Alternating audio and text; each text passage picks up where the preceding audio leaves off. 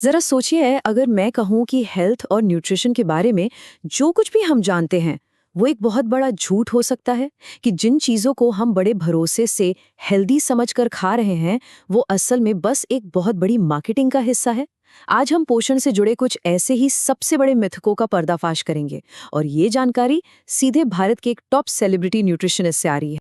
हाँ, आपने बिल्कुल सही सुना। ये शब्द रायन फर्नांडो के हैं। ये एक चौंकाने वाला सच है कि कैसे फिटनेस इंडस्ट्री की सबसे पॉपुलर चीज़ों में से एक की शुरुआत हुई। ये सिर्फ एक छोटा सा उदाहरण है कि कैसे हमें उन चीज़ों के बारे में गुमराह किया गया है जिन्हें हम अपने शरीर में डाल रहे हैं। और यकीन मानिए, ये तो बस एक शुरुआत है। तो ये सारी जानकारी हमें मिल कहाँ से रही है? ये आ रही है रायन फर्नांडो से।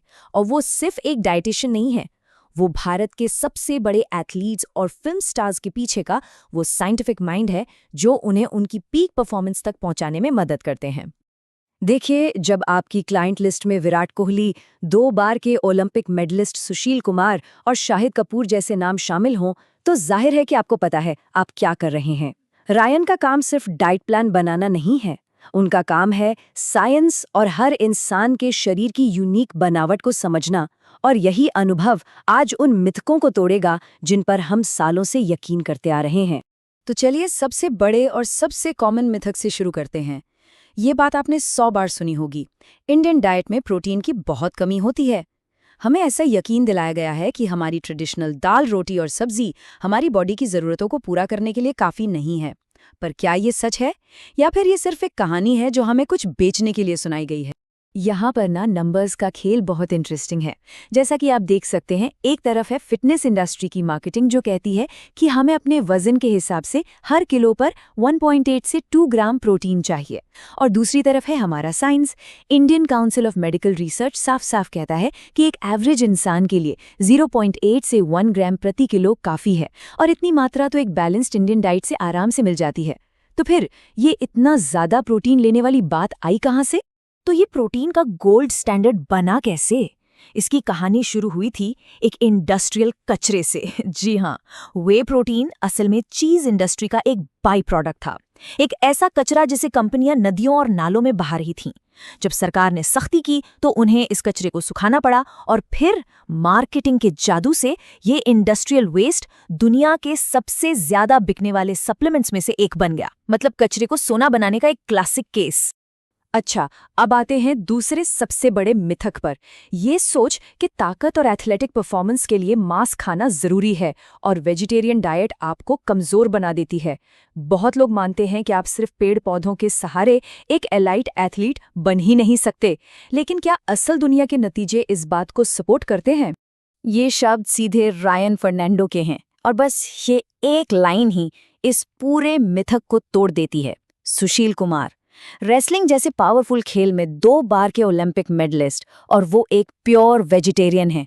ये अपने आप में एक ऐसा सबूत है जिसे झुटलाया नहीं जा सकता। और अगर और सबूत चाहिए तो विराट कोहली का एग्जाम्पल देखिए। वो पहले नॉन वेजिटेरियन थे, लेकिन फिर उन्होंने वेजिटेरियन बनने का फैसला किया, और नतीजा, उनकी परफॉर्मेंस में जबरदस्त सुधार आया। ये उदाहरण हमें दिखाते हैं कि जरूरी ये नहीं है कि आपका प्रोटीन कहाँ से आ रहा है, जरूरी ये है कि आपकी पूरी डाइट कितनी अच्छी तरह से प्लान की गई है। लेकिन हाँ, इसका मतलब ये नहीं कि वेजिटेरियन डाइट में कोई चैलेंज नहीं है।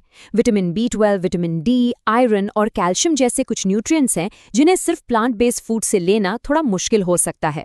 पर इसका मतलब ये नहीं कि डाइट कमजोर है। इसका मतलब सिर्फ ये है कि आपको स्मार्ट बनना पड़ेगा। एक अच्छी प्लानिंग और रेगुलर हेल्थ चेकअप की जरूरत होती है ताकि ये पक्का हो सके कि शरीर को हर वो चीज मिल रही है जिसकी उसे जरूरत है। तो ये कमजोरी का मामला नहीं है, ये अवेयरनेस का मामला है। तो अगर इंडियन डाइट खराब नहीं है और वेजिटेरियन डाइट भी कमजोर नहीं बनाती, तो फिर हमारे चारों तरफ बीमारियां इतनी क्यों बढ़ रही हैं? हार्ट डिजीज, मोटापा, डायबिटीज, ये सब इतना कॉमन क्यों हो गया है? अगर प्रॉब्लम क्या खाने में नहीं है, तो शायद प्रॉब्लम कैसे और कितना खाने में है। चलिए असली विलन को ढूंढते हैं। ये आंकड़ा सच में डरा देने वाला है। हाल ही में भारत में 10,000 से ज्यादा युवाओं पर एक सर्वे हुआ, जिसमें पता चला कि उनमें से 60% को बिंज ईटिंग डिसऑर्डर है। मतलब वो बिना सोचे समझे अक्सर इमोशनल वजहों से जरूरत से बहुत ज्यादा खाते हैं। ये खाने के साथ एक बहुत ही अनहेल्दी रिश्ता है और असली संकट की जड़ यहीं पर है।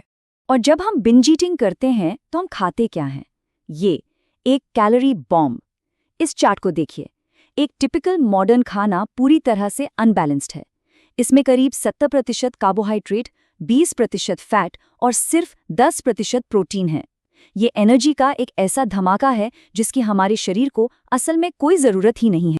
तो जब इतनी सारी एक्स्ट्रा कैलोरी बॉडी में जाती हैं तो शरीर करता क्या है उसका?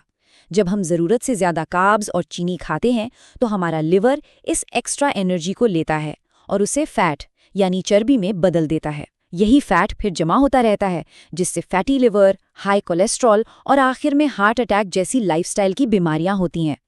प्रॉब्लम प्रोटीन की कमी है ही नहीं, प्रॉब्लम है कैलोरी का ओवरलोड। तो अगर कोई एक परफेक्ट डाइट सबके लिए नहीं है, तो फिर इसका हल क्या है? जवाब है पर्सनलाइजेशन। रायन फर्नांडो इसे बायो इंडिविजुअलिटी कहते हैं। मतलब हर इंसान का शरीर अलग है। हमारे शरीर के अंदर एक सॉफ्टवेयर कोड है, हमारा डीएनए, जो ये तय करता है कि हम अलग-अलग खाने पर कैसा रिएक्ट करेंगे। जो चीज़ एक के लिए अमृत है, वो दूसरे के लिए जहर हो सकती है। तो ये जो टॉप एथलीट्स होते हैं वो अपने लिए परफेक्ट डाइट ढूंढते कैसे हैं? वो साइंस का इस्तेमाल करते हैं। ये 3 मेन पिलर्स हैं। ब्लड टेस्ट आपको आपका रियल टाइम डेटा देते हैं। जेनेटिक टेस्ट यानी डीएनए टेस्ट आपके शरीर का सॉफ्टवेयर कोड बताता है।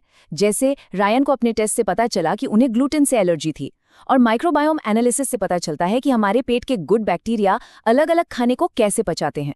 लेकिन अपने शरीर को समझना शुरू करने के लिए आपको इन महंगे टेस्ट की ज़रूरत नहीं है। एक बहुत ही सिंपल तरीका है। जब भी आप कुछ खाएं तो बस ध्यान दें 20 मिनट बाद कैसा महसूस हो रहा है, 2 घंटे बाद कैसा लग रहा है और सबसे ज़रूरी अगले दिन कैसा फील हो रहा है। आपका शरीर आपको सिग्नल दे रहा है। अगर कोई खाना आपको अनकंफर्टेबल महसूस कराता है तो ये आपके शरीर का कहने का तरीका है कि ये मेरे लिए सही नहीं है। आखिर में सारी बात आकर इस एक सोच पर टिकती है। हम अपने फ़ोन, अपनी कार, अपने घर, हर चीज़ में इन्वेस्ट करते हैं, लेकिन हम उस सबसे कीमती चीज़ में इन्वेस्ट करना भूल जाते हैं जो हमारे पास है, हमारा शरीर। ये वो सबसे महंगी रियल एस्टेट है जिसके हम मालिक हैं। हम इसमें क्या डाल रहे हैं, यही हमारी ज़िंदगी की क्वालिटी तय करेगा। तो आज अभी से क्या एक बदलाव किया जा सकता है? रायन ने एक 5 स्टार होटल के शेफ की कहानी बताई, जिसने सिर्फ एक सिंपल सा बदलाव करके अपना वजन कम किया। अपनी प्लेट को पलट दीजिए। हम आम तौर पर अपनी प्लेट का सबसे बड़ा हिस्सा चावल या रोटी से भरते हैं। इसकी बजाय अपनी प्लेट का ज्यादातर हिस्सा सब्जियों से भरिए, फिर प्रोटीन रखिए और चावल या रोटी को सबसे छोटे हिस्से के तौर पर इस्तेमाल कीजिए। ये एक छोटा सा बदलाव है जिसके नतीजे बहुत बड़े हो सकते हैं। ये एक बहुत ही गहरी और सच्ची बात है। हम अपने करियर की शुरुआत में अपनी हेल्थ को इग्नोर करते हैं, ये सोचकर कि हमें कुछ नहीं होगा। हम पैसा कमाने पर फोकस करते हैं, सिर्फ इसलिए ताकि बाद में उसी पैसे को उन बीमारियों पर खर्च कर सकें जो हमने अपनी खराब लाइफस्टाइल से खुद बनाई हैं। ये एक ऐसा चक्र है जिसे तोड़ना बहुत ज़रूरी है। तो आखिर में बात बस इतनी सी है, हर निवाला, हर मील एक चॉइस है। हर बार जब हम कुछ खाने का फैसला करते हैं तो हम ये चुन रहे होते हैं कि हम कैसा बनना चाहते हैं। क्या हम एनर्जी, ताकत और सेहत चुन रहे हैं या फिर सुस्ती, बीमारी और पछतावा? चॉइस हमेशा हमारी होती है। सवाल बस ये है, हमारा अगला खाना हमारे और हमारे भविष्य के बारे में क्या कहेगा।